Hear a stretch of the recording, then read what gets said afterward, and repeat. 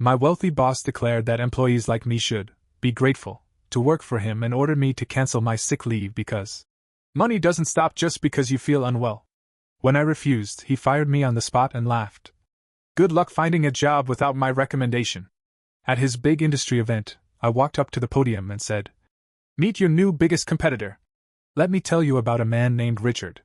Not his real name, but if you've worked in certain circles in New York City, you probably know who I'm talking about. Rich, smug, always dressed in the most expensive suits, and absolutely in love with hearing himself speak. Richard was the kind of guy who believed that because he paid you, he owned you. I worked for his company for 5 years. It was in the high-end digital marketing and branding sector. The company had a sleek office in Manhattan.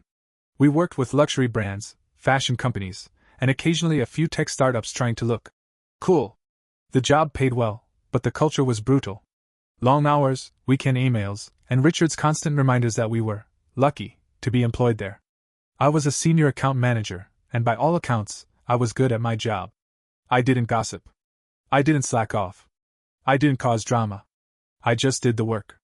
And trust me, there was a lot of it. I once worked a 16-day stretch without a full day off. Just coffee, deadlines, and stress. Richard had a saying he loved to repeat. Money doesn't stop just because you feel unwell. We'd hear it in meetings, in emails, even written on the wall of our main conference room in stupid, for inspirational typography. It was his motto. And it told you everything you needed to know about him. Fast forward to late last year. I came down hard with the flu. Not just a sniffle, I'm talking fever, chills, body aches, the whole thing. I couldn't get out of bed, let alone drag myself to the office to make PowerPoints for a perfume brand. I went to urgent care, got a doctor's note, and called the office to let them know I needed a few days. Richard called me back personally within 10 minutes. Not HR. Not my direct manager. Richard himself. "I heard you're taking time off." He said, "No hello?" "Yeah," I croaked. "I've got the flu. I'm running a 102 fever. You can work from home." "I really can't. I need rest. My doctor said doctors say a lot of things." He cut me off. "But here's what I say, money doesn't stop because you feel unwell." I actually laughed. It just came out. I felt like crap and wasn't in the mood for his speech. "I'm sorry, but I'm not working while I'm sick. I'll be back in a few days." "You're refusing to work?" "I'm sick, Richard. This isn't a vacation." "You're fired," he snapped. Just like that. "Let's see how easy it is for you to find a job in this city without my recommendation." Then he hung up. No email. No exit interview. No conversation with HR. Just a call, and then I was locked out of my email within the hour. 5 years of work erased like it meant nothing. At first, I was crushed. I had rent, bills, and barely enough saved to keep me afloat for a couple months. I had planned on staying there for a while. But after the initial panic wore off, I started thinking. I had contacts. I had clients who trusted me. I knew what worked and what didn't. Most importantly, I had time to finally build something on my own terms. So I started working on an idea I'd had for a while, a boutique branding agency that didn't treat its people like replaceable parts. I reached out to some of the folks I'd worked with over the years. Some were sympathetic, some were cautious, but a few were very interested. One client, a big luxury watch brand, flat out told me, "If you ever start your own thing, we'd rather work with you than your old firm. Richard is a pain in the ass." That gave me all the motivation I needed. I spent 3 months putting everything together. Business license, office space, a small one in Brooklyn to start, website, logo, all of it. I pulled favors. I took odd consulting jobs to pay the rent. I worked nights and weekends building decks, doing mock-ups, running brand audits. And slowly, the calls started coming in. By month 5, I had 4 steady clients. By month 7, I had hired 2 part-timers and a designer. Richard had no idea, of course. I wasn't on his radar anymore. I was, just, one of the many people he'd burned through over the years. Then came the industry gala. Every year in New York, there's a huge event for the digital marketing world, fancy venue, keynote speakers, overpriced drinks, the whole thing. It's where people go to schmooze and show off. Richard loved it. He always managed to land a speaking spot and used it to brag about his company's revenue, his vision, and why everyone else was playing catch-up. This year, I got an invite, not through Richard's company, obviously. One of my new clients, the luxury watch brand, sponsored a panel and included me as a guest. The day of the event, I showed up in a simple but sharp black suit. I wasn't there to cause a scene. I just wanted to listen, maybe meet a few people, and quietly make it known that I wasn't just fine. After getting fired, I was thriving. But then something unexpected happened. The event had an open Q&A after Richard's speech. He got up there in his expensive suit, talking about market share, innovation, and why his firm was the gold standard. It was the same recycled garbage I'd heard in meetings for years. When the Q&A started, I found myself walking toward the microphone. I didn't really plan it. It just happened. I waited my turn. And when the moderator nodded at me, I took a breath and said into the mic, "Hi. My name's Alex. I used to work at Richard's company until he fired me over a sick day." There was a pause. Then a few quiet murmurs. "I just wanted to say thank you, Richard. Getting fired pushed me to start my own agency, and we've been doing pretty well. We've even picked up a few clients I used to work with at your firm." Richard's smile dropped. I saw him shift in place, looking around to see who was watching. "And since we're here," I added, "I thought I'd let you all know, if you're tired of being treated like tools instead of partners, my agency is open for business. We're small, but we listen. We work hard. And we don't fire people for being human." Silence. Then clapping. Not a lot. But enough to matter. Richard didn't say anything. He just stood there, red in the face. I walked back to my seat and sat down, heart pounding like a drum. I wasn't trying to start a war. But it felt good. After that night at the gala, everything changed. I didn't go there planning to call Richard out like that. I didn't expect applause. I just wanted to speak the truth. But word travels fast in our industry, especially when there's drama. By the next morning, I had 4 voicemails, 6 emails, and 2 LinkedIn messages from people who were at the event or had heard about what I said. Some were curious. Some were supportive. A couple were straight up angry, but not at me. See, turns out, I wasn't the only one Richard had burned. One email stood out. It was from Sarah, a former project manager at Richard's firm. I remembered her, quiet, detail-oriented, super sharp. She left about a year before I was fired. No one ever really explained why. Her message read, "I saw what you did. Took guts. I've got some things you might want to know. Let me buy you coffee." We met up the next day in a cafe in Soho. She didn't waste time. She had a folder with her. Inside were copies of emails, invoices, and screenshots, proof that Richard had been misreporting campaign results to clients. Inflating numbers, faking engagement metrics, even showing fake click-through rates to make his company look like it was delivering more than it was. "He's been doing this for years," she said. "I found out when I was working late one night and saw 2 reports that didn't match. When I brought it up, he told me to stop digging around." "Why didn't you tell anyone?" I asked. "I tried. I even contacted one of the brands. A week later, I was gone. No explanation, no severance. Just a cold HR email." I sat back, staring at the documents. If this stuff was real, and it looked very real, Richard wasn't just a jerk. He was committing fraud. Now I had a choice. I could walk away, focus on my company, and let karma catch up on its own. Or I could push harder. I called a lawyer. We went through everything. He confirmed the documents looked solid and said if I could get even one client to look into their own data and confirm the fraud, it could lead to serious legal trouble for Richard. But the risks were high. Richard had money. He could bury me in legal fees even if I was telling the truth. So I sat with it for a few days. I didn't tell anyone, not even my team. Then, out of nowhere, I got an email from a former client of Richard's. They'd heard I'd started my own shop and were looking for a fresh start. It was a big fashion brand. Very high-end. I knew them well. I used to manage their account personally. We had a few meetings. Everything was going great. Then, during one call, the marketing director asked a casual question. "Out of curiosity, when you worked with Richard, did you ever get access to our real campaign data?" Something always felt off. I paused. I wanted to say no. Keep it simple. Sign the contract. Move on. But I didn't. Instead, I said, "There's something you should see. And it's not going to be easy."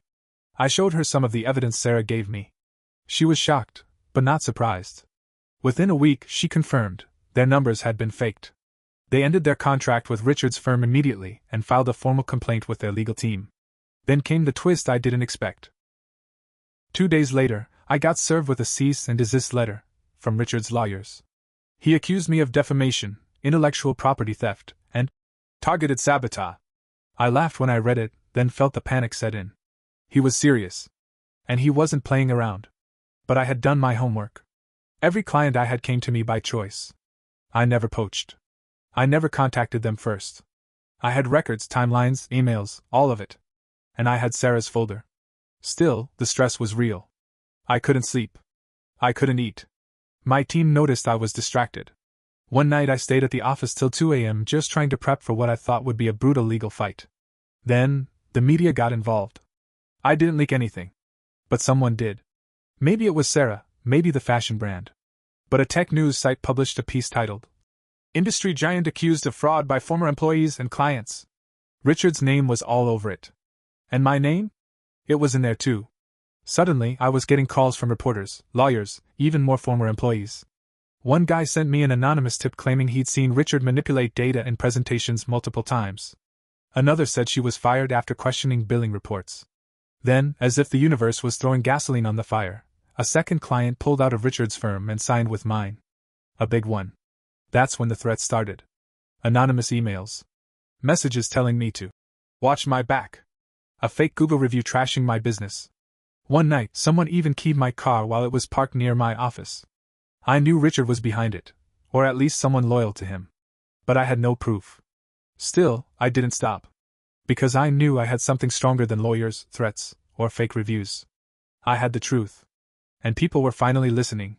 A week after the article dropped, things got quiet. Too quiet. No new threats. No angry emails. No legal letters. It was like Richard had disappeared. My lawyer told me it might be a tactic. Lay low, wait for the dust to settle, and then come back swinging. So I stayed cautious. No risky moves, no big announcements. I focused on keeping my team calm and my clients happy. But then the real twist hit.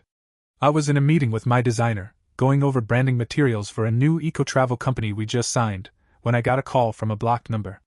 I let it go to voicemail. 10 minutes later, another call. Same thing. I finally answered on the third try. The voice on the line was older, gruff, and sharp. "Is this Alex?" "Yes, who's this?" "My name's Walter. I used to work with Richard." "Not for him. With him. Back when he still had partners." I paused.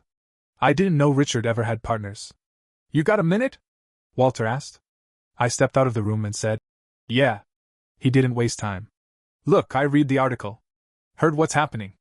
I figured you should know, Richard's company isn't as solid as it looks. He's in deep debt. Private debt.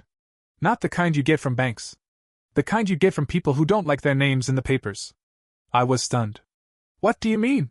"Exactly what I said. He owes money. A lot of it.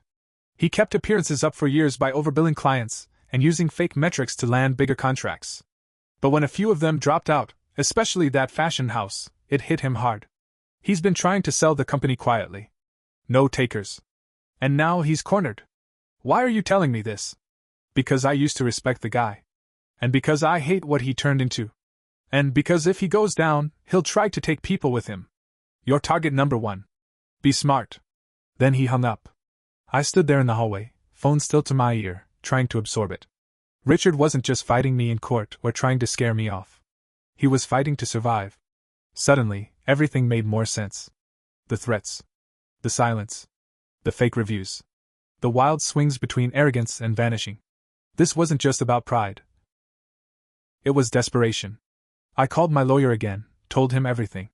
He advised me to beef up security, both digital and physical. I installed cameras at the office. Changed all passwords.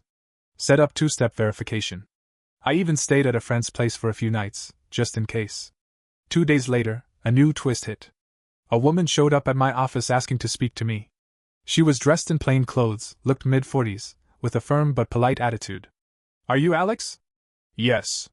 She handed me a card. She was an investigator with the State Attorney General's office. "We've received some complaints involving Richard's company.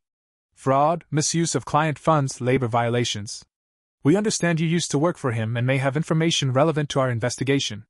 I let her in. Gave her coffee. Spent 3 hours going over everything. Emails. Contracts. The firing. The threats. Sarah's folder. Even the voicemail from Walter. She took notes, asked smart questions, and then told me this. "You're not the only one. Several people have come forward. But you're the only one who's both a victim and a competitor. That puts you in a strange spot. Good or bad? Both, she said. Just don't disappear. Now the walls were really closing in on Richard. And I could feel it. But that's when he did something completely insane. He showed up. At my office. Unannounced. It was a Tuesday morning. My assistant buzzed me. There's a Richard here to see you. My heart nearly stopped. I told her to keep him in the lobby. I grabbed my phone, started recording audio, and walked out to meet him. He looked rough. Like he hadn't slept. Hair messy, eyes bloodshot, but still wearing one of those overpriced suits. Can we talk? He asked, almost too calm. This isn't a good time. It won't take long. I stayed silent, waiting. He glanced around, then leaned in and said, You've made your point. You win. But if you think you're gonna build something while destroying everything I've made, you destroyed it yourself, I said flatly. His jaw tightened. Then he forced a smile. Be careful who you climb over. The higher you get, the further you fall. Then he turned and left. No shouting. No threats. Just that. It should have felt like victory. But it didn't. Because I knew guys like Richard don't give up. They wait. They scheme. They lie low. And when they come back, they come swinging. But what he didn't realize was, so do I. 3 weeks passed after Richard showed up at my office. Every day felt like walking across a frozen lake, quiet, tense, and just one wrong step from cracking wide open. The investigation was in full swing now. I had given everything to the state attorney's office. Sarah, too. She'd even found old backups of campaign data Richard thought she deleted. My lawyer said it was enough to build a strong case, especially with multiple clients joining in. Then the industry summit arrived. It was the biggest event of the year, held at the Javits Center. Every agency, big and small, was going to be there. Panels, workshops, networking events, all of it. And I was set to speak on a branding innovation panel, on the same day Richard was scheduled for a keynote. I thought he'd cancel. I thought maybe he'd hide. But no, he showed up. Full suit, polished shoes, same cocky smirk, like nothing was burning behind him. I kept my cool. My panel was before his. It went well, calm, sharp, professional. But I could feel the tension in the crowd. People knew. They were watching both of us. Whispers followed us everywhere. After I finished, I stayed in the back of the room as Richard took the stage. His keynote started as expected, buzzwords, vague bragging, forced confidence. But about 15 minutes in, things shifted. Someone stood up in the audience. A woman from one of the client brands who had filed a complaint. Her voice shook a little, but she was steady. Can you explain why your reports to us showed 300% engagement when our internal numbers barely broke 40%? The room went dead silent. Richard blinked, clearly rattled. I'd be happy to review that privately. This isn't the appropriate forum. She cut him off. It is. Because if you lied to us, you lied to others too. And then it snowballed. Another person stood up. Then another.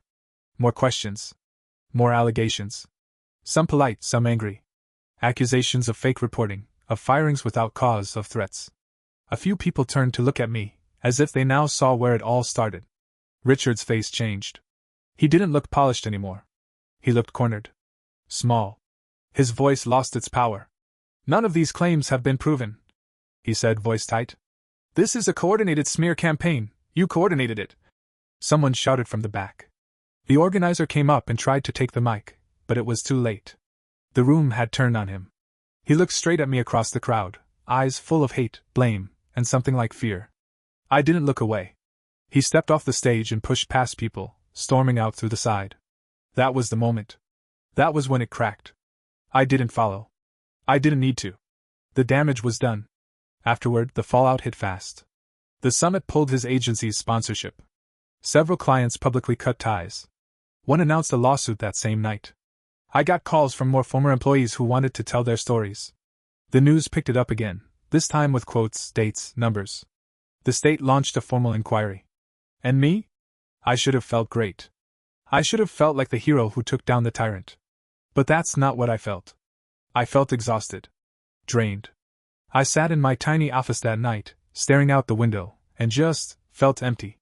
Sarah came by with coffee and just sat with me. You did the right thing, she said. Doesn't feel like it. I know. A few days later, Richard's company announced a restructuring. A quiet way of saying it was collapsing. Rumor was, he was selling whatever was left to a private firm in Europe. No one knew for sure. He vanished again. One morning I got a letter. Handwritten. No return address. Alex, I lost everything. You win. But if you think I was the only one faking it, you're wrong. This industry is built on lies. I just happened to be better at hiding mine, until I wasn't. Enjoy your little agency. Let's see how long you keep your hands clean. I read it once. Then I burned it. He wanted the last word. But he didn't get it. Clients stayed with us. My team grew. We moved into a better office. I made a point to build something honest, flawed maybe, but real. I checked in on my people. We talked about mental health. I gave sick leave. I didn't pretend money was worth more than people. Sometimes I still wake up expecting to see an email from Richard.